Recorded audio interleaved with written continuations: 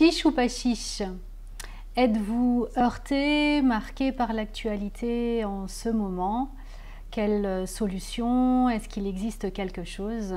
On essaye de faire le point ensemble juste dans ce post. Bonjour à tous, je suis Véronique Chaput, sophrologue, praticienne en hypnose et psychothérapie énergétique. Alors, un petit point effectivement sur la situation actuelle.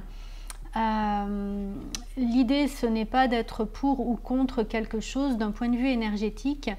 Ce qui est important, c'est que vous soyez aligné avec vos valeurs, et ça, c'est le plus important. Alors, on commence par une petite simplification, en tout cas, de cette vaccination. Vraiment pour faire très simple, donc pour les professionnels qui peuvent m'écouter, bien entendu, c'est vulgarisé, on est bien d'accord, mais c'est bien de faire un petit point quand même. Donc ce virus de la Covid, pour rentrer dans les cellules, va se coller sur la membrane cellulaire et ensuite il va rentrer à l'intérieur, il rentre dans le noyau grâce à la protéine Spike et donc il va libérer son ARN. Et ensuite, donc il va repartir infecter d'autres cellules. La vaccination à ARN demande donc à l'organisme de fabriquer cette protéine spike par les cellules du corps. L'organisme apprend à reconnaître ce spike et peut ainsi s'en défendre. Au niveau des ARN du virus, ils vont être très vite dégradés.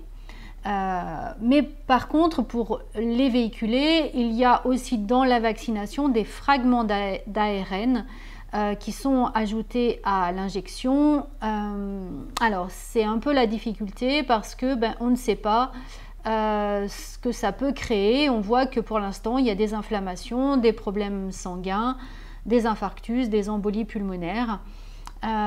Et c'est important de pouvoir être au courant. Donc n'hésitez pas aussi à faire Covid Tracker sur Google pour suivre en réel en tout cas ce qui peut se mettre en place au niveau des risques, et c'est réactualisé tous les jours. Alors pour limiter aussi dans cette vaccination ARN, en tout cas, Moderna et Pfizer ont utilisé des nanoparticules lipidiques pour limiter cette inflammation et ses risques. On pourrait aussi, dans ce virus ARN, utiliser un autre virus pour le transporter, c'est celui du chimpanzé qu'on va utiliser. On désactive le virus et on mettra Spike à la place, et ça c'est AstraZeneca.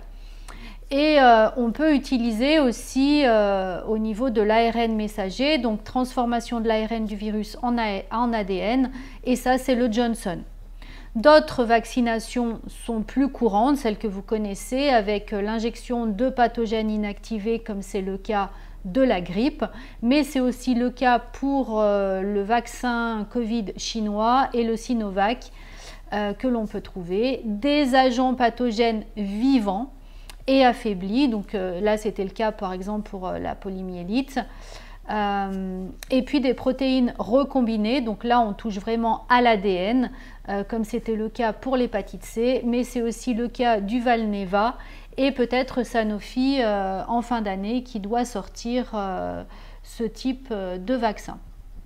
Alors, bien entendu, les risques que l'on peut trouver, c'est une mutation du virus, puisque à chaque fois que vous allez rencontrer un virus, notamment entre la première et la deuxième vaccination, votre organisme ne va pas forcément le reconnaître tout de suite ou pouvoir tout de suite lutter contre, et donc avec l'ARN que l'on aura injecté, il va pouvoir se recombiner et pouvoir créer des variants, donc d'où l'augmentation de variants avec le nombre de vaccinés. Il peut aussi créer une toxicité. C'est comme s'il y avait des fautes dans la création des protéines, c'est-à-dire qu'à partir de l'ARN, l'organisme fait des protéines, et c'est comme s'il pouvait y avoir des fautes d'orthographe dans cette lecture. Une difficulté supplémentaire qui est quand même très importante, c'est le repliement des protéines, et c'est vraiment la question du jour. c'est là la difficulté. On ne sait pas si cet ARN va pouvoir bien se replier et ces protéines vont bien se replier. Ça, par exemple, était le cas pour le prion. Et puis, la dernière difficulté, qui n'est pas des moindres, il peut tout simplement se recombiner avec un virus qui est latent chez vous. Voilà, si vous avez eu Epstein-Barr, si vous avez eu la varicelle, et cet ARN peut se recombiner avec ce virus qui est endormi, voilà, et pouvoir muter. Donc c'est par exemple la grippe aviaire, la grippe porcine, la grippe humaine.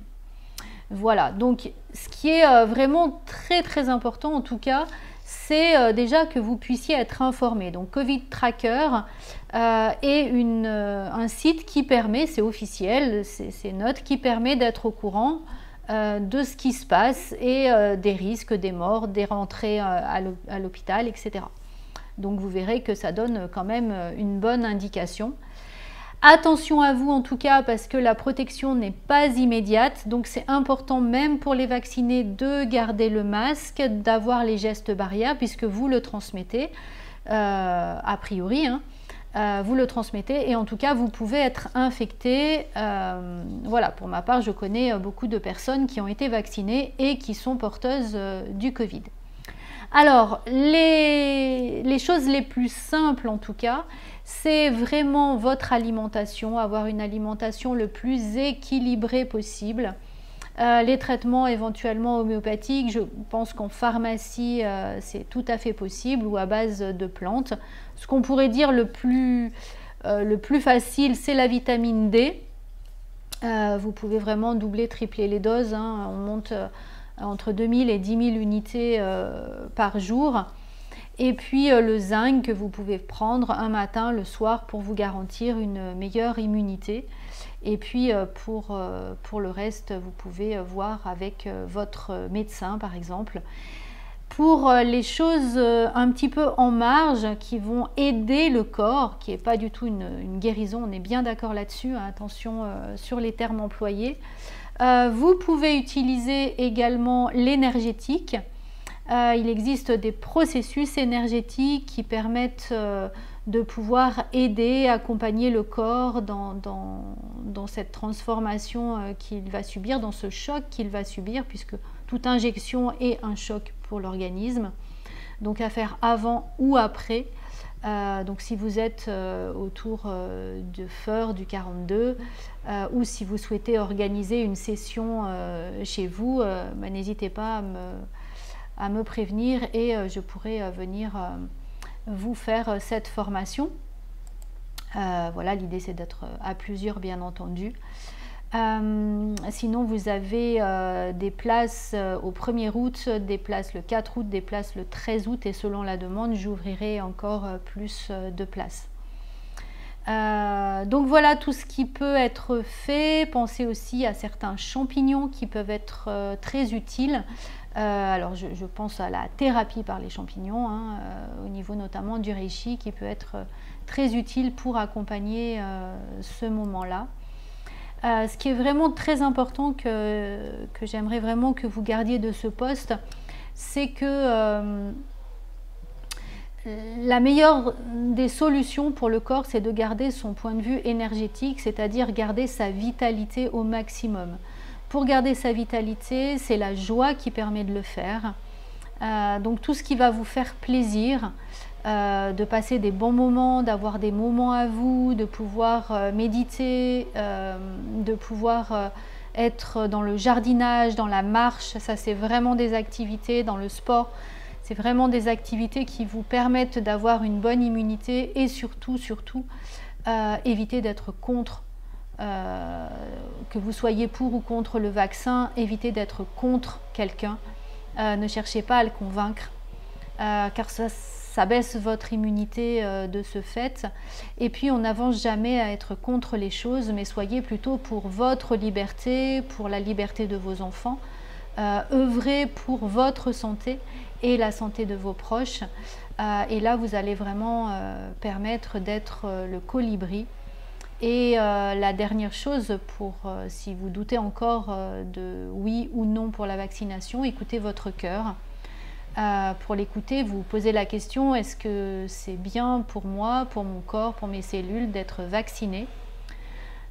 Et vous écoutez ce qui va se passer à l'intérieur. Alors pas écouter avec les oreilles, mais écouter dans les sensations. Vous allez peut-être ressentir une sorte de légèreté, une sorte de bien-être, de joie.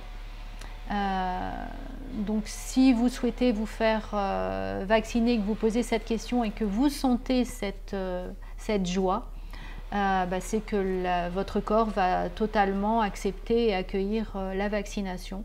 Par contre, si vous sentez que c'est un petit peu contracté, restreint, que vous avez la boule à la gorge quand vous posez la question « Est-ce que la vaccination est bien pour moi et mon corps ?» Si vous sentez que ça se coince vraiment, reposez la question 3-4 jours plus tard, reposez la question une semaine plus tard. Ça ne veut pas dire que votre corps ne va pas le faire, ça veut juste dire que pour l'instant, c'est peut-être pas la solution idéale et qu'il est peut-être pas encore prêt. Dans tous les cas, suivez vraiment votre petite voix intérieure, n'écoutez pas les uns les autres. C'est vraiment une question individuelle. Vous seul avez la solution. Vous seul savez si votre corps va pouvoir accueillir cette vaccination ou pas. Et gardez cette joie à l'intérieur de vous parce que tout simplement, comme je vous le dis dans d'autres posts, la peur va vraiment affaiblir énormément votre corps, votre système immunitaire et vos énergies. Donc limitez les jugements, limitez les discussions qui n'en finissent pas, tout le monde a son point de vue et ça reste juste un point de vue, on peut changer d'avis à tout moment. Donc ça n'engage que vous et votre corps. Suivez ce qui semble bon pour vous.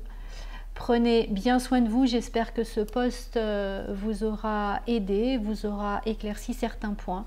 Je vous souhaite un bon été et en tout cas, prenez soin de vous et de votre corps. Bel été!